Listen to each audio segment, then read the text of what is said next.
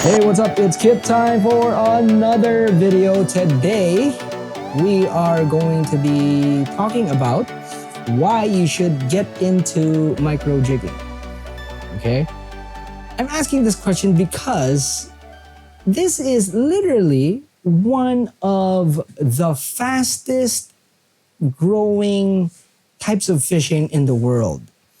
And right now, in Japan, in parts of Asia, in parts of Europe, it's really booming. For one reason and one reason only. It's very effective. No matter where you are, if you're in a place where there's a fish that predates on smaller fish, whether it is pressured or unpressured, micro jigging actually gives you a platform to cast a small jig that resembles a bait fish that can be found anywhere, great distances because of the shape, the weight, and the overall makeup of the jig. The lure, okay? The lure is called a jig for this particular method. And when you cast it out, it has very little wind resistance because it's shaped like a bullet almost. It flies like a bullet and it reaches areas where pressure is less, especially when you're on shore. So when you're fishing with, let's say, 20 other people who are doing their usual fishing, you have the advantage. And that's what we're going to be talking about today. Okay? So let's break this whole thing up into smaller chunks, and then we can discuss exactly how to go about things. Okay, so first we're going to be talking about the jigs, then we're going to be talking about the leader, and then the line, and then the reel, the rod, and some techniques to help you in this journey. So if you're new to the channel talks about the hows and whys of fishing. We cover everything from big game, ultralight, everything in the middle, including fly fishing. And today we're talking about why you should get into micro jigging. Okay? So let's talk about the jig, because that's pretty much, if you didn't notice, when I started talking about which parts we're going to be talking about, I started talking about the jig first, and then the leader, and then the line, the reel, because that's kind of like working backwards, okay? So there's a lot of types of jigs, but when you say micro jigging, you're actually talking about a range of jigs between 7 to about 20, 15 or 20 grams, okay? This is a Japanese system, and they're not using imperial, they're using metric. So as a guideline, you're kind of getting familiar with that sort of measuring system as well. Okay, so I'm Asian, so we use the Philippines is kind of weird because we use height. For height, we're actually using feet, inches, imperial. So we call someone like, oh, he's a 6 footer, his height is like 7 feet and stuff.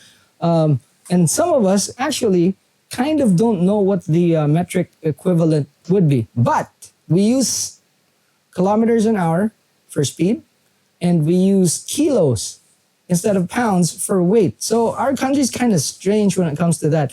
At one point, I know my dad, he was measuring wood in board feet as opposed to metric. And when everything switched from, let's say, imperial to metric, he actually kind of got angry because he said, like, this is shortchanging us, because instead of 10 feet, then it's not exactly 10 feet anymore, it's shorter. So yeah, Philippines is just like that. Sorry for the segue, but anyway, let's talk about the jigs. Now, here's a very good example of a jig, and this is a 30-gram version, just so you can see. Now, there are rods that match these jigs, And basically what they are is just so that the rod can cater to a broader range of jigs.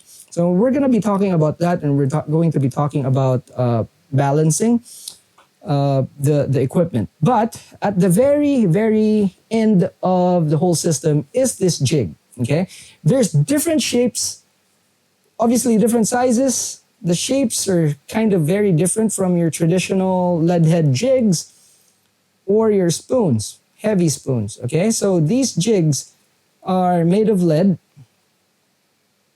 Some are made of tungsten. Okay, so tungsten, a 30-gram tungsten jig would be half the size of this. So you'll see that there's a flat side, and then there is a rounded side, a more rounded side. Okay, so jigs actually come in two configurations.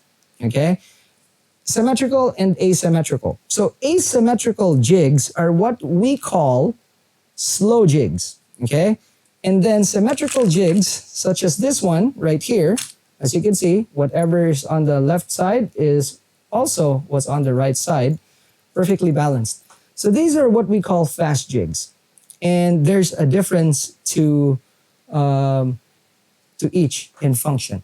Okay, so when you see something like this that is in the very basics, there's more advanced jigs, and then there's fast jigs that are also asymmetrical, but we're not going to get into that can of worms.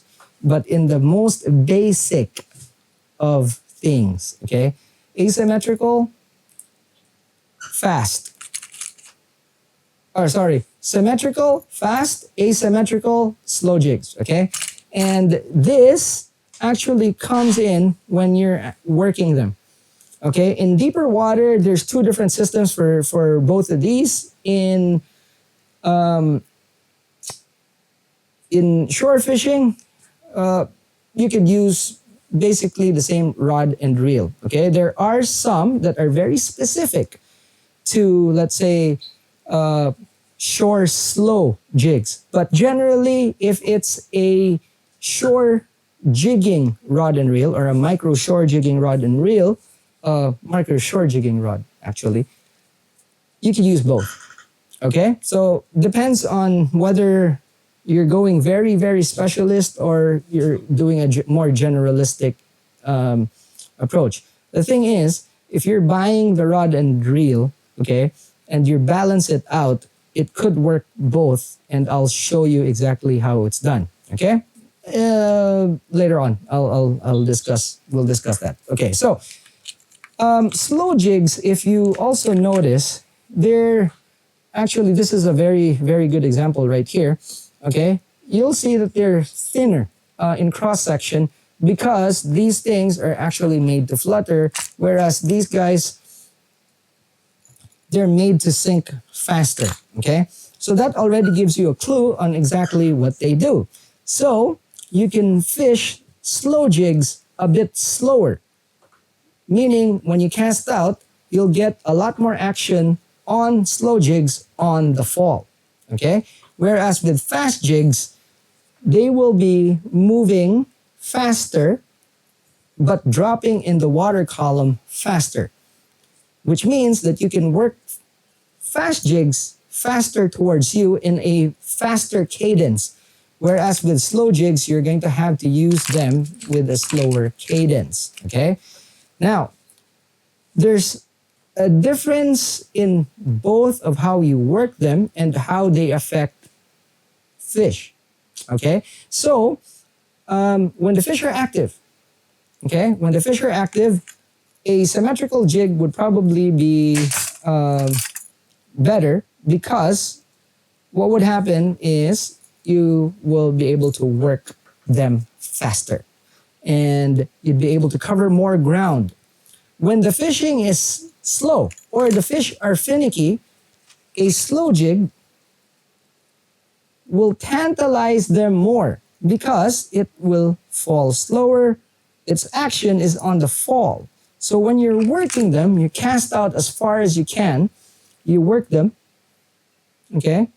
And then they will move, they will flutter, and that's when the fish bites them. Whereas with symmetrical jigs, they don't really have their action once you give them line. They will zigzag on the way to you, drop really fast as if it's injured and then it's going down real fast. And either action would actually catch fish. But symmetrical jigs, again, when the fish are active, cast out, reel it fast, jig it, okay? You're moving the rod and the reel fast, okay? Like that. And the fish just go bonkers, okay? When you're fishing the surface, when they're boiling on the surface, you cast your fast jig out and reel it on the surface and sometimes even making them skip. That drives them nuts and they will bite. Now, so those are the kind of the differences in how you work them. So again, fast jigs you work faster, slow jigs you work slower. But that's not kind of the difference. The difference really is that the slow jigs, the action is on the fall. So when you stop reeling and make them just fall, they will have an action. Fast jigs will only have their zigzag action when you're working the rod on the retrieve. That's the biggest difference and pretty much the main thing, okay? Now, for slow jigs, you have 2 hooks, okay? 2 hooks for slow jigs, and for fast jigs, there's 1. And there's a reason for this, okay? So on fast jigs, you're kind of working them fast and the fish are very active, right? When they swipe on the jig, you only need 1. Whereas with the slow jig, since it's falling, okay, and you're working them, and for fast jigs, you're working them more on top, whereas slow jigs, you're working them more on the bottom. So when you're working on the bottom, the fish more than likely will inhale it, whereas with a fast jig, the fish would most likely really try to kill it. Okay, so the strikes that you get on slow jigs would be a bit gentler than on fast jigs. So having 2 hooks on slow jigs will actually increase your chance of catching the fish. Can you put 2 hooks on a fast jig? And can you put 1 hook on a slow jig? Yes, you can. You can interchange, and it depends on the situation that you're facing. If you're fishing in snags, it's probably better to put 1 hook as opposed to 2. Okay, and if you feel as if you could hook more fish with 2 hooks on fast jigs, go ahead and do that. Something I don't do, but you're free to do that. There's really no right and wrong way. Now, can you put a treble at the back of a slow jig to populate that end right there? Yes, you can. I've done it, especially when fishing sand. Very effective. Can you put 2 more hooks? Yes. Same thing. What about on fast jigs? Can you put the treble on the back here? Yes, you can. Although most of the fish that you will hook would be on the assist hook in front. Okay? So, leaders. From the jig to the braid, okay? Your connection, basically. So for me, I like long leaders. So I use a length of 10-pound test for micro jigging from shore. Usually 3 arm spans is what I put on. Attached with an FG knot, and I use, well, it's better to use braid than mono for this sort of fishing. Gives you a lot more distance, and also it cuts through the water better. Okay, so from your leader, I use 10 arm spans. Some people use shorter lengths of leader. I like long leaders because it gives a lot of separation between the jig and the braid, giving it an illusion of a more free swimming lure or bait. Easier target for fish, doesn't really spook fish. Now, a lot of people would argue and they like shorter leaders. That's your prerogative. How you make an elephant sandwich is really up to you. Okay? So for some people, they're comfortable with shorter leaders. Me, I like longer lengths of leaders to give it a lot more separations. Again, up to you. For me, longer leaders give, again, an illusion of a free swimming bait that's not attached to anything. For me, stealth is on top of the priority list when it comes to fishing. So when I'm fishing in an unfamiliar area, guess what? It's going to be a very long, thin leader because I want strikes, especially if the area is pressured. The more pressured the area, the more thinner my leader is going to be. So from 10, I'm probably going to put 8 or even 6, down to 6-pound test sometimes, okay? So again, there's several things that you need to juggle until you find the right balance for yourself. This is kind of like a personal thing when it comes to that, all right? Now, braid. Braid, again, very personal choice. A lot of people use thicker braid. For me, as far as micro is concerned, I use 4-pound test braid. PE 0.3 or yeah, PE 0.3. And I've been successful catching very decent fish from shore. It kind of depends on how you're working things and basically how you set things up. Okay. Now, reel. For this sort of fishing, most of the time I actually use anywhere between 7 to 15 grams. Okay. So it kind of makes sense that my rod and reel would reflect that. Okay. So balancing your rod, reel, line, leader, and your jig is a kind of like a dance, really. Okay. A lot of people would say, well, this is all I could afford. Some people say that, oh, that's not efficient. I don't like that. It's too heavy. It's too light. Whatever the reason may be. Okay. But when you're putting things together, it kind of makes sense if you're balancing your maximum, okay, your maximum and your minimum. So for me, in this combo, my maximum is 20. Okay, most of the time, I cast only up to 20. So this particular rod, okay, I use anywhere between 10 to 20. So 10, 15, 20. Okay. This rod is rated for 15 to 40.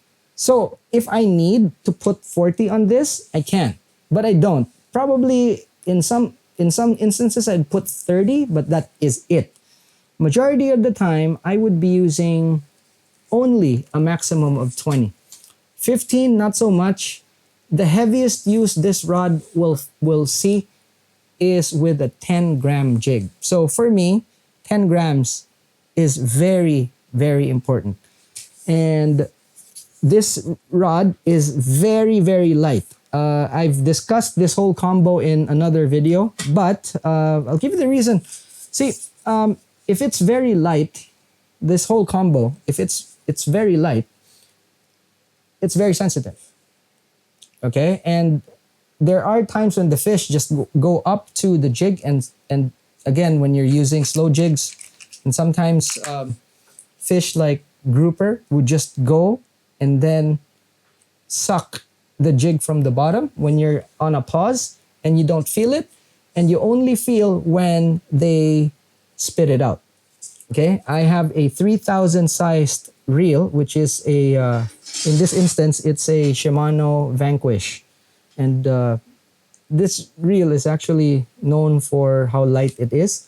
You don't have to copy this exact combo. I'm just giving you guidelines on what's good and what's not. So what to look for when it comes to your reel and your rod is actually the weight. When you're putting things together, the lighter your reel is and the lighter your rod is, the more sensitive your overall system is going to be. So why is micro jigging very effective? think about it this way.